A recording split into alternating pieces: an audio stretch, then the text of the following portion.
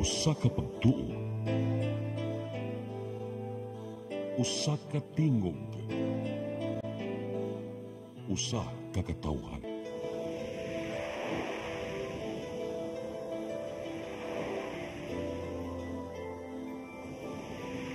Cebu Catholic Television Network.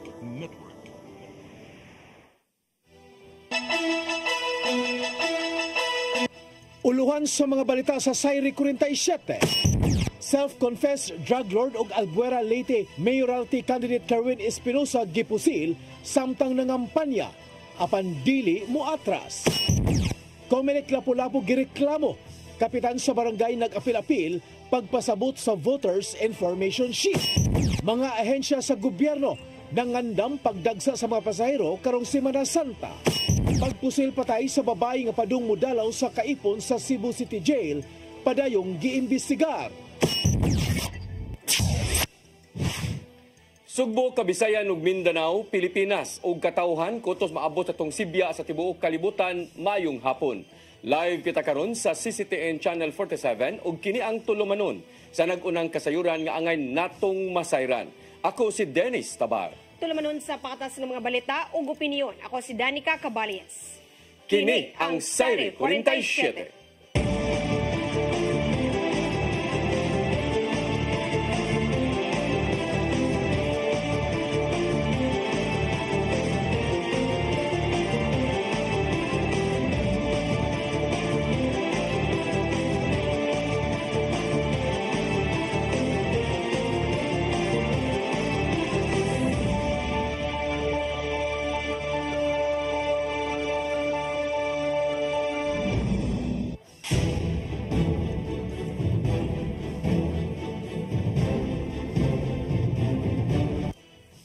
Og karon sa kumpletong detalye sa atong mga balita, dili magpadala sa kahadlok si self-confessed drug lord o Albuera Leyte mayoralty candidate nga si Kerwin Espinosa. Kini human naangol sa pagpamusil samtang nagpaabot sa iyang turno nga makadiskurso at tubangan sa iyang mga supporter. Gipusil si Espinosa sa wa pa mailhing responsable nga nahibaw ang nitago sa kisame sa gymnasium o daling gida sa tambalanan human makaangkon og samad sa iyang abaga. Sa pagkakaroon, stable na ang kondisyon ni Espinosa samtang padayong gipangita ang responsable sa pagpamusil. Nasayran nga gipasanginlan sa nakalabay nga administrasyon si Espinosa tungod sa pagkuyanap sa ginadiling drugas sa Albuera Leyte.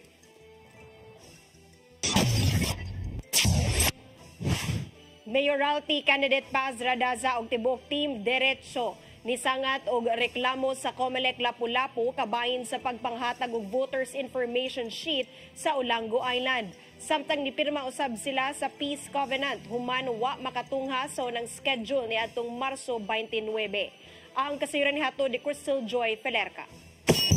Alas 10 kaganihang buntag, nidangop sa buhatan sa Comelec Lapu-Lapu ang Team Derecho, pinanguluhan ni former mayor o mayoralty candidate Paz Radaza. Kini aron sa pagpadangat sa ilang reklamo kabahin sa pagpanghatag og voters information sheet sa mga barangay sa isla sa Olango. Sa video nga gi-upload sa One Oponganon, makita dito ang kapitan sa usa sa mga barangay sa Olango nga nagpasabot sa iyang mga konstituente kabahin sa voters information sheet. Butang kini nga nakahatag og kabalaka sa Team Derecho nga dili ang Comelec mismo mo'y nanghatag og nagpasabot sa katawhan o gipaagihin noon sa barangay.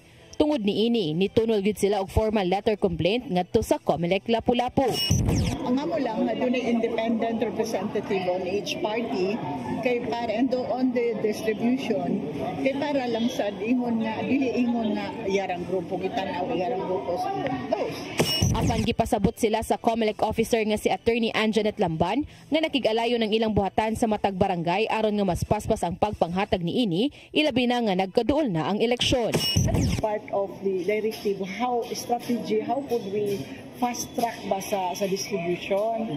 So siguro makasabot sad sila syempre as candidate good na amang good pud sa atong hunahuna nga base ang among mga supporter dili matagaan. That I know that as part of their worries. But as I observe because I personally went there for the distribution, the people who went there to help us are wholeheartedly willing to receive without discrimination. Itataw usab sa COMELEC officer nga pwedeng mutabang ang mga barangay kapitan sa pagpanghatag sa voters information sheet. Because as a person, willing siya nga mo padayag sa iyang pagtabang namo. So just to clarify, Attorney, okay ra jud ang mga officials nga mo distribute? Yes, I have that memo in my hand.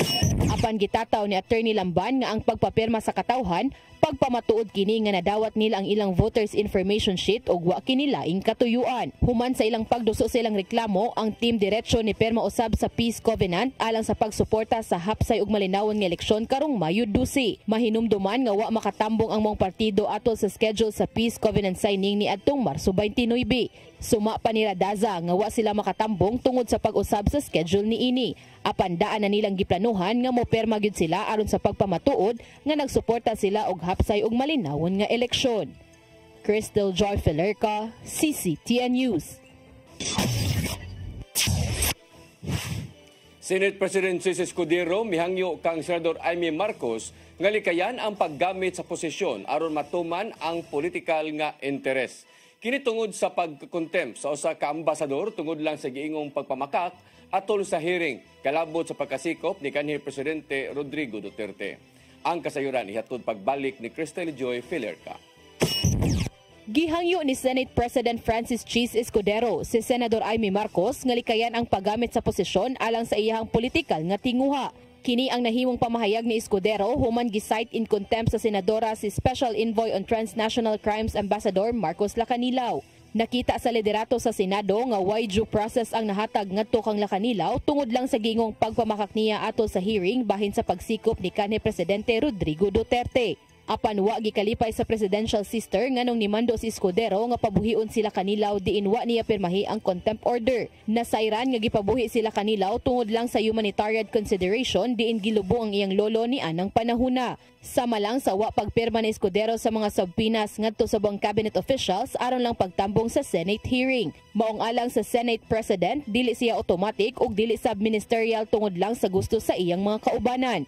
Dugang pa ni Escudero nga dili gyud itugot nga magamit ang Senado ug ang buhatan sa Senate President alang sa ilahang partisan interest o propaganda karong ting eleksyon na. Nasayran nga kasagaran sa mga senador nga nanambong sa Senate hearing mao ang mga kaalyado ni kanhi Presidente Duterte. Subay kini sa ilang pagkwestiyon og pagsusi bahin sa nahimong pagsikop kang Duterte pinasubay sa warrant of arrest gikan sa International Criminal Court. Crystal Joy Felerca, CCTN News. Kagamhanan sa syudad sa Mandawi na nawagan og katin-awan sa Department of Social Welfare and Development kabahin sa pagpanghatag sa ahensya ug ayuda. Kini human matod pa gibabagan sa mga opisyal sa barangay ang sakop sa City Hall pagsulod sa venue. Ang kasiran hatod ni Mary Rose Sagarino. Nagpadayon ang pagpanghatag sa Department of Social Welfare and Development kun DSWD og assistance to individuals in crisis situation kun AEC sa pipila ka barangay sa Mandawi. Nagsugod ang pagpanghatag sa laing batch sa benepisaryo sa AEC ni atong Abril 8. Apan tungod sa kalibog sa koordinasyon, ni resulta hinuon sa pagkalangay sa distribution. Kini human matud pagididaan sa mga opisyal sa barangay nga pasudlon sa venue ang sakop sa City Social Welfare and Services ug City Health Office. Tungod niini, nanawagan og tinawan si Attorney Jamal James Kalipayan, Mandawi City Administrator ngadto sa DSWD. Ang ahensya ni hangyo sa syudad pinaagi sa usa ka suwat nga gipasa ngadto sa City Mayor's Office nga naghangyo og personnel sa City Health Office aron pagtabang sa distribution hilabi na sa medical assistance. Apan matud ni Kalipayan nga gibabagan sa mga opisyal sa barangay ang City Hall personnel. Pipila ka oras nga gipaabot og ang gipasud maulang ang medical personnel. Ato yung gipaninguha nga bisan og unsa ka short notice nag-assign ta og personnel through the City Health Office and the and the CSWS nga makatunga didto. Nahibuong mi first day pa lang daan pagsabungan og kanduman gibabaga na. Hibuong mi ngano nga para di man ni para sa ilaha, di po ni political wa tay gida nga politiko didto. Mga doctors, nurses ang diadto para magkuha og kanang mag-register nila, magkuha sa ilang vital signs, i-register, check up In fact, nagdapat ang mga tambal. Matod ni Kalipayan nga ang programa og kalihukan iya sa DSWD ug dili iya sa barangay. Dugang paniini nga ang ahensya ang nihangyo sa syudad pagpangayo og personnel. Gikonsidera karon sa dakbayan nga mopasaka og kaso nga direct assault ngadto sa mga opisyal sa barangay sa pagbabag sa trabaho sa mga buhatan sa City Hall. Mary Rose Sagarino, CCTN News. Giisugdan karong adlaw sa City Social Welfare and Development Office ang pagpapanghatag og mid-year cash gift sa mga senior citizens o person with disability sa dakbayan sa Lapu-Lapu. Giuna sa CSWDO ang Olango Island lakip na ang barangay Kahuagan, Kaubyan ug Panganan. Samtang ugmang adlaw ang mga barangay sa usab sa mainland Lapu-Lapu ang hatagan og payout. Ang mga senior citizens nakadawat og tag 4,000 pesos samtang 3,000 pesos usab alang sa mga PWD. Matod ni Catherine Ladaga, ang officer in charge sa CSWDO, nga karong Hunyo paunta kini madawat sa mga benepisyaryo apan tungod kay adunay eleksyon gisayon nila ang pagpanghatag ni ini. Of course, human pakabalo no, if we have new administration, ang mga documents na po malangay siya, niya di mi gusto maapekturan po, maapektahan ang atong mga katigulangan o atong mga kaigsulang PWD. Cebu City Mayor Raymond Garcia, personal nga magpatabang sa Commission on Elections sa kauluhan aron ang yuon nga ilakip sa exemption ang Charter Day bonus. Wala malakip ang tag 35,000 nga bonus sa mga empleyado sa mga gitugutan sa COMELEC base sa giluwatang mando. Ang kasayuran hatod ni Mary Rose Sagarino. Personal nga modangop si Cebu City Mayor Raymond Alvin Garcia sa uluhang buhatan sa Commission on Elections aron hangyo nga dili ilakip sa election ban ang Charter Day bonus nila. Ning si manahalang ni pagawas og mando ang COMELEC sa pag-exempt sa mga financial assistance program sa Cebu City Government nga may kantidad og dili mo menos sa 300 milyones pesos. Apil niini ang livelihood program, scholarship alang sa mga estudyante, hinabang sa mga nasunugan og daghan pa. Nagtuo si Garcia nga wala maapas ngadto sa maong hangyo ang tag 35,000 pesos nga Charter Day bonus ngadto sa mga trabahante sa Cebu City Hall. I was still on the assumption maapas na to or mahabol na to ang 35,000 because sayo makaito na to December. So muna nga wa pag ito ma-include. Samtang mipasalig si Garcia nga mosunod gyud sila sa mga kasamtangang balaod atol na sa pag-apod-apod sa maong hinabang. Kini aron kalikayan ang giingong pagpangampanya sa ilang kampo dungan sa pagpatuman sa maong financial assistance. Gisiguro sa Cebu City Government nga mahatag ang maong mga hinabang sa dili pa ang adlaw sa eleksyon. We'll come in tranches and maybe masugdan na nato by next week all the way leading until after the elections gani. So by next week makasugod na ta tingali og ginagmay ng mga release sa atong mga financial as well as social services. Dugang pa ni Garcia nga ilang i-reassess ang ipatumang livelihood program, ilabi na ang mushroom growing. Subayo nila kung asa nga grupo kaya mapatuman ang maong programa. So in the same manner, kaning mushroom, we gave the opportunity to the people of Cebu City to have a livelihood which they can use and then perhaps to grow it, no? But again, not everybody will be successful in doing so. Mary Rose Sagarino, CCTN News. Kapulisan sa siyudad sa Sugbo ni subay kung asa gikan ang mga nangawat sa duha ka mga Korean nationals sa Temple of Liyah nga nakuhaan o kunakuha sa CCTV footage. Matod nila nga gibilin ra hinuon sa wa pa mailhing kawatan ang ID ug passport sa mga biktima. Ang kasayuran ihatod ni Gian Navarro. Nagpaigayon na og backtracking ang Cebu City Police Office sa natibong pagpangawat nato sa duha ka mga Korean nationals sa Temple of Liyah ning si manahalang. Matod ni Police Lieutenant Colonel Maria Teresa Makatangay nga gisubay na sa mga investigador ang CCTV footage sa naitabuan sa mong insidente. Kini arong masuta kung nagagikan ba sa dakbayan sa Sugbo ang padayon panggipangita mga kawatan o di ba kaha nagagikan sa laing lugar. Samtang ipaagi nila sa background check ang kadtong mga lambigit sa mong insidente. Ito naitabang no nga ato aning balita ang gipangayo sad nato ang tabang sa komunidad sa pag-report ani nga mao nga incident.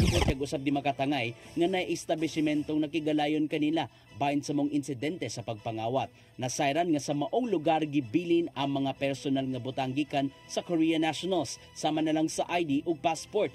Apan wala na'y cash sa sulod human gituuhang nakuha na sa mga kawatan. We will not discount that fact, no, but let's see as a hangtod ang investigation nga tuang mabuhat and mahibawaan kung sa background nila. Kung sige palawom nilang investigasyon bahin sa mga pagpangawat, may painumdum si Makatangay ngadto sa ubang mga bisita nga magbantay gyud sa mga personal nilang butang. Tambag pa niya nga kung mahimo, di gyud mubuwag sa ilaha ang mga personal nga gamit sama na lang sa wallet o mga gadgets. Kini aron di usab ba biktima sa mga nag-atang nga kawatan sa matag laagdanan. To other locals as well, no?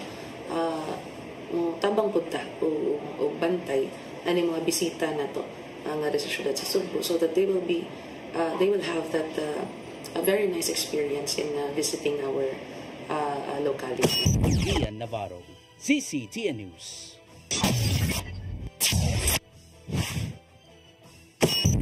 Musunod, mga ahensya sa gobyerno nangandam pagdagsa sa mga pasahero karong Semana Santa.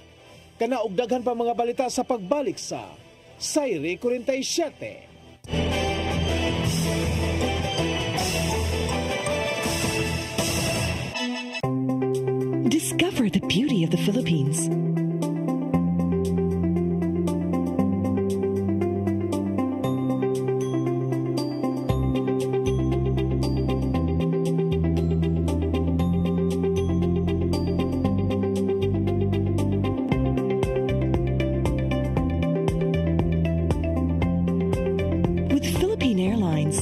Country's flag carrier.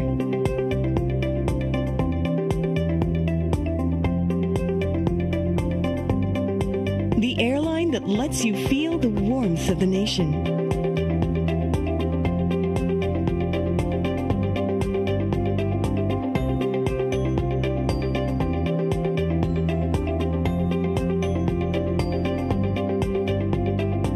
Mabuhay.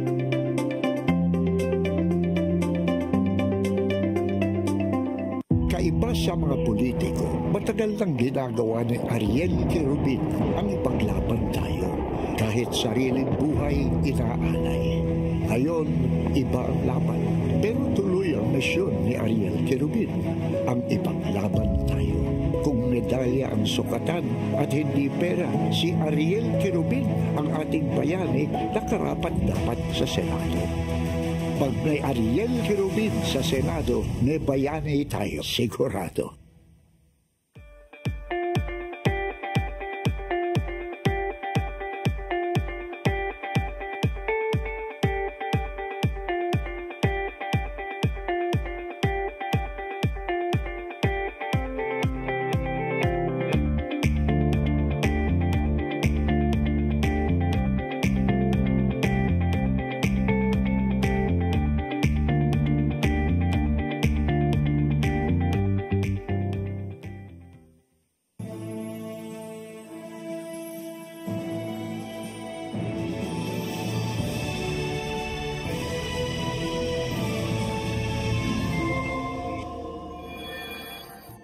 Sige, sa to pa, nagmahay ka nga, nagbingyo ta. Wala ko nagmahay. You want to eat now, madam? Where did you get this? Where? Madam! Sir, give me this one, madam!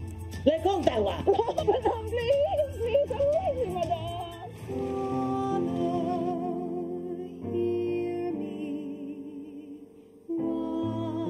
Medyo ko ganahan mo ulit Pilipinas kaya gusto ko mangita dyan ang trabaho na rin tabangan ako ninyo.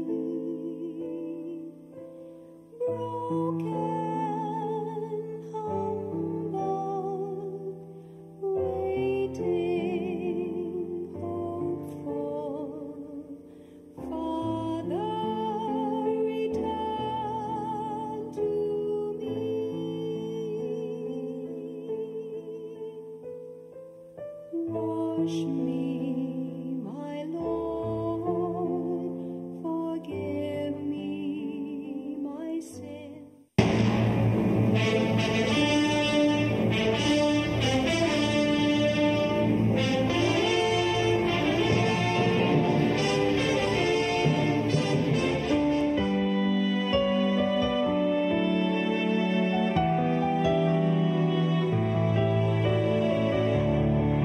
napakadaghang klase sa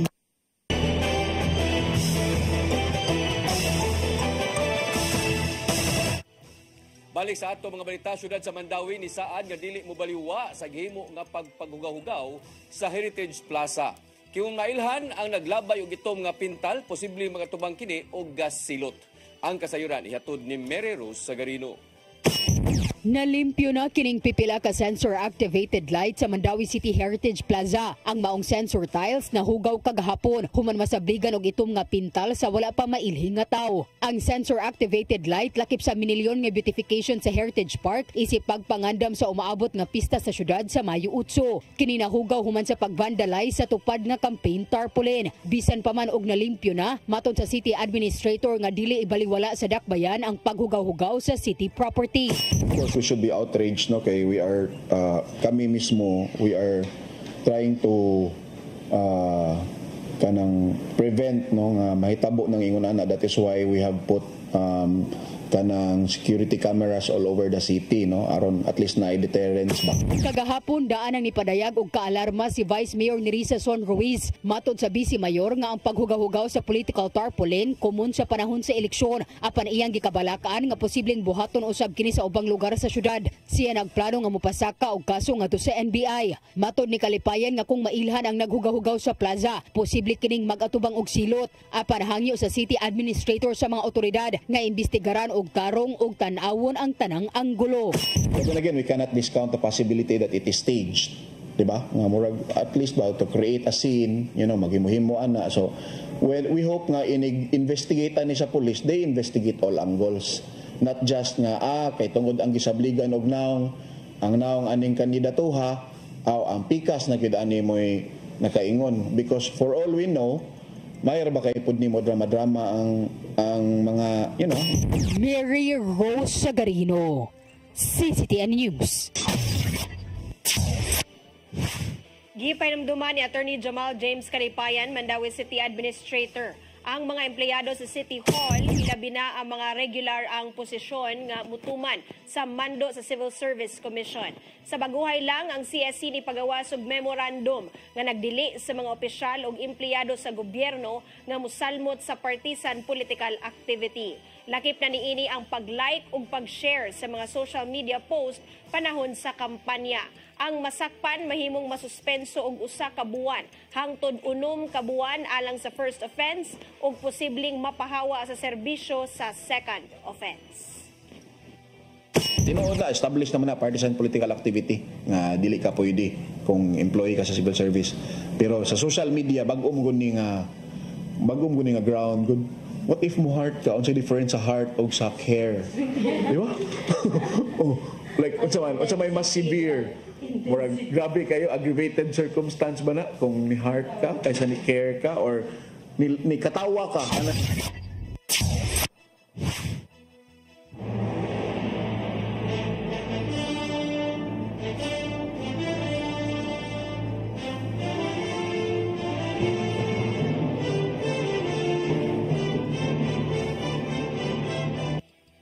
Pipila ka mga ahensya sa gobyerno nangandam na alang sa pagdagsa sa mga pasahero paingon sa tagsa-tagsa nila nga padulngan.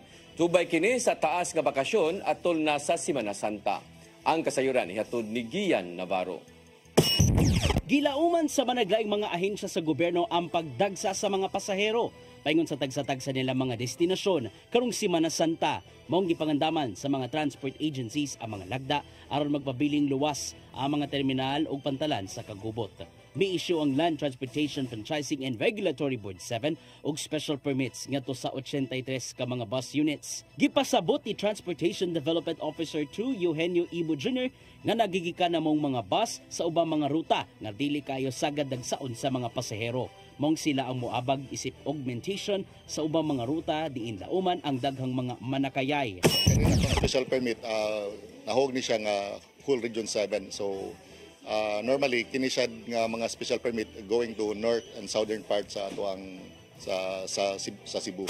Samtang magpaigayon og inspection ng Land Transportation Office 7 sa managlaing terminal sa rehiyon. Kini aron masuta kung luwas ba makabiyahe ang mga bus o ubang public utility vehicles, ingon man ana ba sa maayong kondisyon ang driver. Isa lang ang layunin natin kundi para mabigyan ng sapat na safety at the same time walang mangyaring hindi maganda sa pagpabiyahe ng bawat commuters.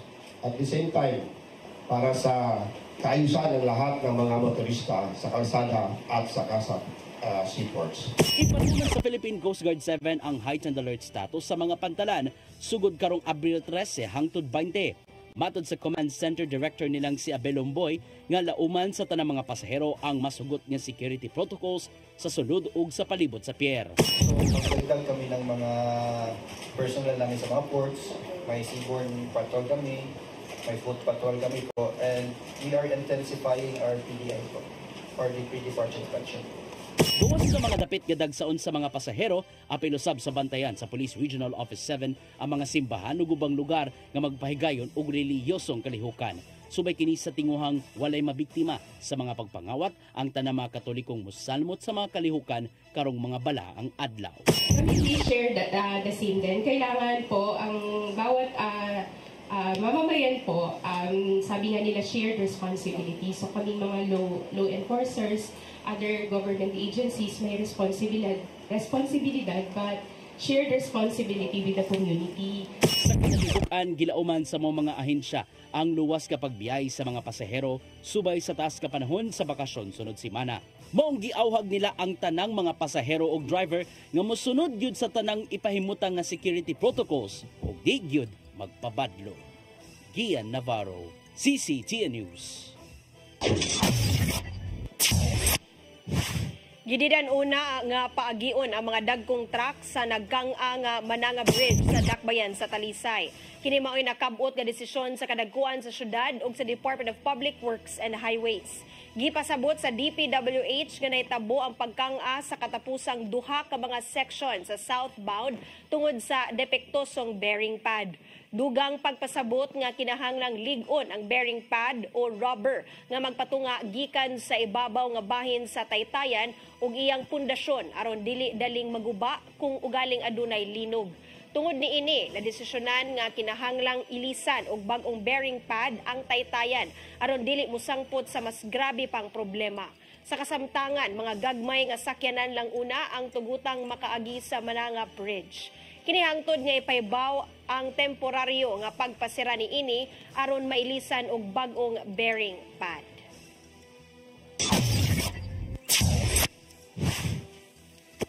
Gipanghatag na sa Cebu City Disaster Risk Reduction and Management Office ang 100 ka mga water storage tank sa pipila ka mga barangay sa syudad.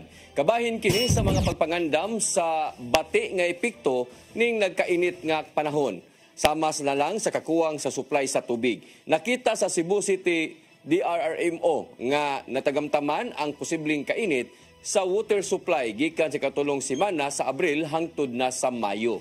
Matod ni Mayor Raymond Alvin Garcia nga aduna nay kakuhaan og supply sa tubig gikan sa bukirang bahin sa syudad. Didto na magkuha og igong supply sa tubig nga mahimong mahatag usab sa nagkadaiyang barangay ug sityo. So ang buhaton nato is we have tankers, we have 6 of them. If you include the big ones, we have around 10 already tankers nga mo'y magtuyok-tuyok sa mountain barangays nga ilang sudlan ato mga tangke. So ang mga tao motulto na lang adto. This has never happened before. It's only happening during this term na nagbutang na gyud tanks.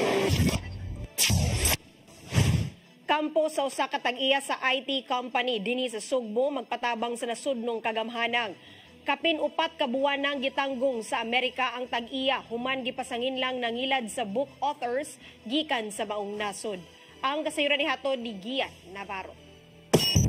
Magpatabang ang kampo nilang Mike Sordilla ug Brian Tarosa sa nasudnong kagamhanan sa tinguhang nga makabalik sila sa Pilipinas. Gitanggong sa Amerika ang duha, apil ang registered agent sa Page Turner. Human gidakop sa mga sakop sa Federal Bureau of Investigation netong Nobyembre 2024 tungod sa gingong pagpangilad sa mga book writers sa maong nasod. Matud sa report gikan sa FBI nga gituuhang nalambigit ang tag-iya sa Innocentrix Philippines nga si Sordilla ug kaubanan sa pagpangilad ngadto sa mga self-published authors nga mahimong mahatagan og mayong exposure ang ilahang mga sinuwatan. Mukabat ngadto sa $44 million ang balor sa gipangayo gikan sa mga idaran nga book authors gikan sa Amerika. Gitaho sa habig sa pamilya ni Sordilla nga naapa sa mayong kondisyon ang duha o gikatakdang ipahigayon ang sunod nga hearing sa kaso karong Mayo. Matod sa tigpamaba nilang si Attorney Oliver Baclay Jr. nga magpatabang sila sa Department of Foreign Affairs sa pamasin nga masayod ang presidente sa gidangatan og mahimuan og igong lakang. Sabi na to, people said IT systems can be abused. And true enough, this is one example of an IT system that was abused. Email communication network were used beyond the authority or without authority. So, yun po yung nangyayari. Gitanong sa pamilyang Sordilla nga gihimakak ni Mike ang pasangil. Human gidakop sa mga sakop sa FBI o posibleng binuhatan ka na sa mga sales agent ang giingong pagpangilad. Naanhino sila legal team sa Amerika nga naglihok sa maong kaso. Your only is mag-search sa internet and you don't know sino ba talaga dyan. It's very challenging. But for now, medyo may communication na po tayo. And there's now a legal team in the US for Mike. Gipangitaot sa mga kaila, kabanay og mga natabangan ni Sordilla og ni Tarosa sa Pilipinas nga makagawas sila. Sama na lang ning scholar og choir member diin, mismong si Sordilla ang nigasto sa pagpanambal sa diyang nasakit siya. Dako ang pagtuon niya nga imposibleng mabuhat sa duha among pasangil og lehitimo ang operasyon sa Inocentrics. Hindi siguro no makatabang ko sa ilang. So I think this would be one of the things that I can return for them to speak my testimonial for them. Ian Navarro, CCTN News. Muabot sa 9,000 ka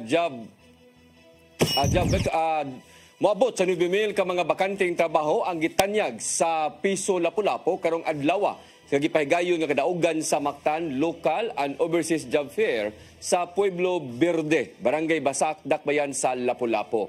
Kapin sa 4,000 ka mga trabaho ang gitanyag sa 24 ka mga local companies, samtang dulan 5,000 usab ang gitanyag sa 8 ka mga overseas agencies nga misalmot. Gisugdan kini kaganinang alas 8 sa buntag o nagpadayon hangtod karong alas 5 sa hapon. Samtang hangtod kaganinang alas 4 sa hapon, moabot na sa 86 sa 713 ka mga aplikante ang na-hired on the spot. Ang job fair may kalabutan sa mga kalihukan nga gihan ay sa syudad alang sa umaabot nga kadaugan sa Mactan karong Abril 27.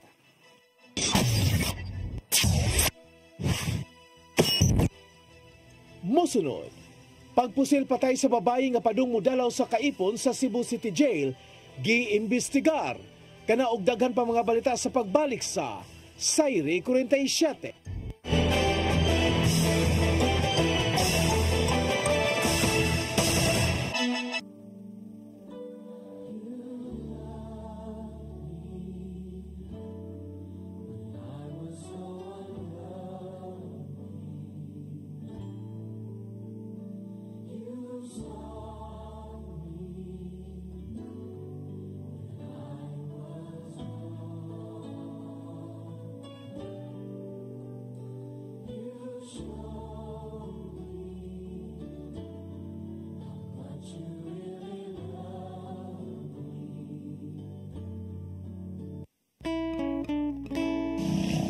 Sad man ka? Pero kay baka mo ka nga sad ko. Wala lang. Makita lang na kasi mo. Manalagaan ba ako?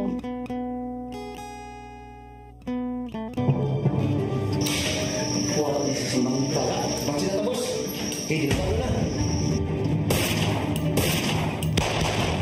Hindi ka makabasa ni Manuel. O ganong dili man? Oh, ganong dili man. Ngauyab man na sila. Hilong mo ikaw ba? Susira kay ka. Tawhan ang pulatan ako. Bote boss. Agad. Saan ang tapo nyo? Human sayang pagbiya, unya karon, balik siya. Ang mga nagsa. Dili na kasakasa mo, ha? O siya ngayon, wala, yan ngay. Isa man sila. Imo na ba na? Pamatigod na daw. Nawayon ba ya? Hindi susbiyag.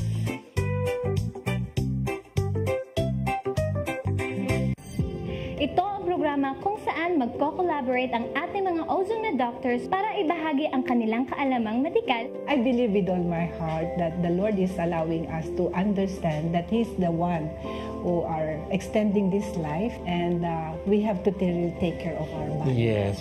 Matag episode, among ipaambit ninyo ang mga healing testimonies. Everyday pag-gising mo, iisip ko kung ilang taon na lang yung itatagal ko, yung ganun. This is your path to a new start. OzoneMed Wellness Clinic New Start. Mapapanood every Saturday, 8 to 9 a.m. Og ang replay airing matag Miyerkules, 1:00 hangtod 2:00 sa hapon. Dinhilang sa CCTN Channel 47.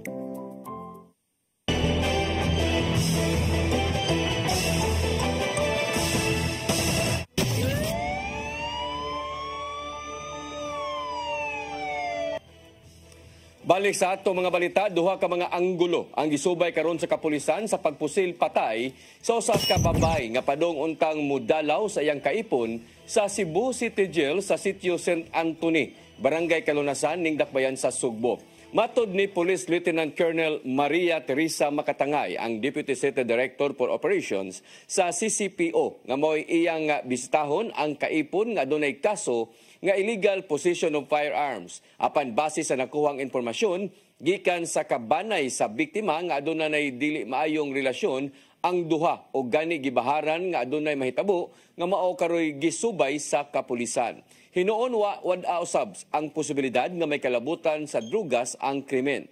Kinihuman nga ang biktima nga si Glyza Malabago, kabahog nga taga-barangay Dulho Fatima, na bilanggo na usab ug naupaubos na sa rehabilitation sa kaso nga illegal nga drugas. Nadakpan ang tigpayuhot o illegal nga drogas sa buy-bust operation sa Parian Police Station sa Cebu City Police Office kaganiyang kadlawon sa Barangay Tipadilla ning Dakbayan sa Sugbo.